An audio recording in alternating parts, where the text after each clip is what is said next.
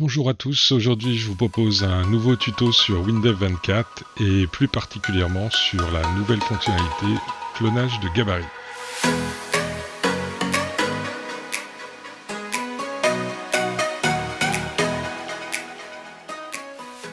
Allez, pour commencer, on va créer un projet. Application Windows ou Linux, plateforme Windows, suivant. On donne un nom au projet, suivant, on choisit le gabarit 11 et on ne va pas utiliser de base de données. Maintenant, on crée une fenêtre.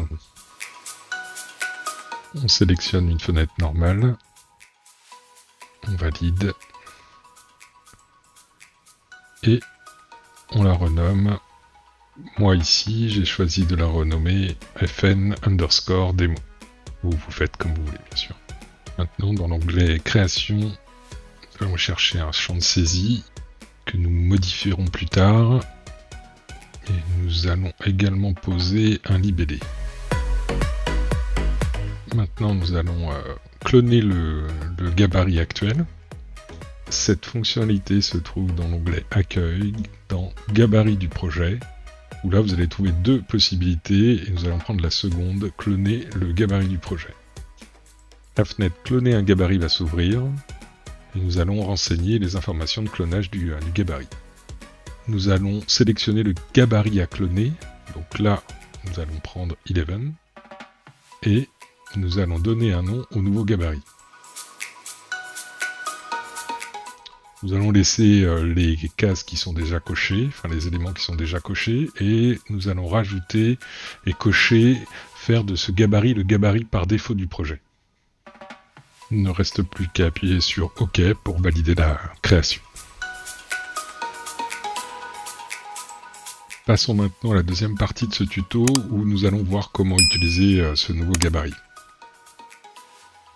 Pour commencer, nous allons fermer le projet et aller dans le répertoire du projet pour supprimer le gabarit qui n'est plus utile, c'est-à-dire 11. Je vais donc dans le répertoire du projet, gabarit, WD, et je supprime le gabarit. J'ouvre à nouveau le projet.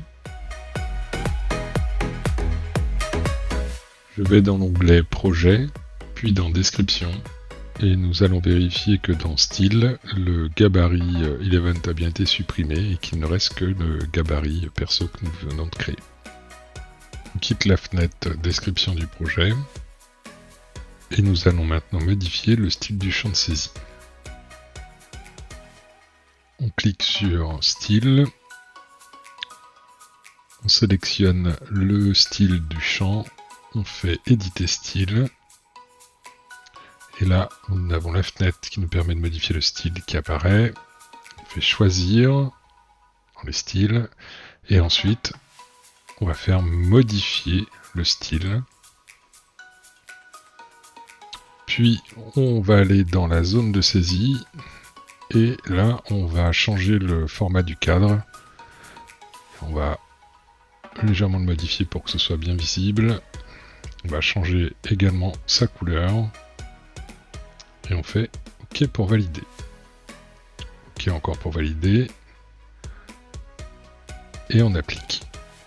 Afin de vérifier que les modifications appliquées au style ont bien été prises en compte, nous allons aller sur Création et nous allons recréer un champ de style saisie simple pour vérifier que tout est conforme à nos modifications. Allez, on refait la même chose avec un libellé classique, mais cette fois-ci en accéléré.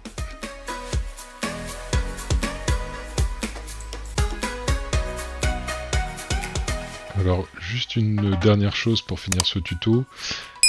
Il faut savoir que vous pouvez modifier directement les feuilles de style dans Windev.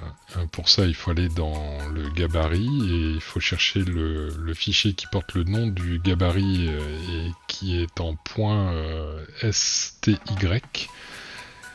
Cela va vous permettre de modifier les styles, on va dire, à la volée, et donc d'appliquer des grosses modifications sur, par exemple, le format des polices, sur vos champs de saisie, ou vos titres, ou même vos tables, enfin, tous les éléments, en fait, qui composent votre style. Je pense que c'est la solution la plus simple si vous souhaitez faire de grosses modifications. Après, pour appliquer ces modifications à votre projet, il faudra fermer votre projet, le réouvrir, parce que on ne peut pas modifier la feuille de style en même temps que l'on est en train de développer sur le projet. Il faut obligatoirement fermer votre projet et modifier la feuille de style, puis ensuite réouvrir votre projet pour que ça prenne en compte la feuille de style. Voilà.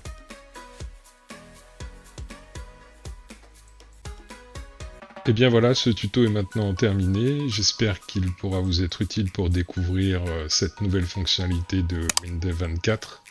Si cette vidéo vous a plu, n'oubliez pas le petit pouce, et encore merci, et à bientôt.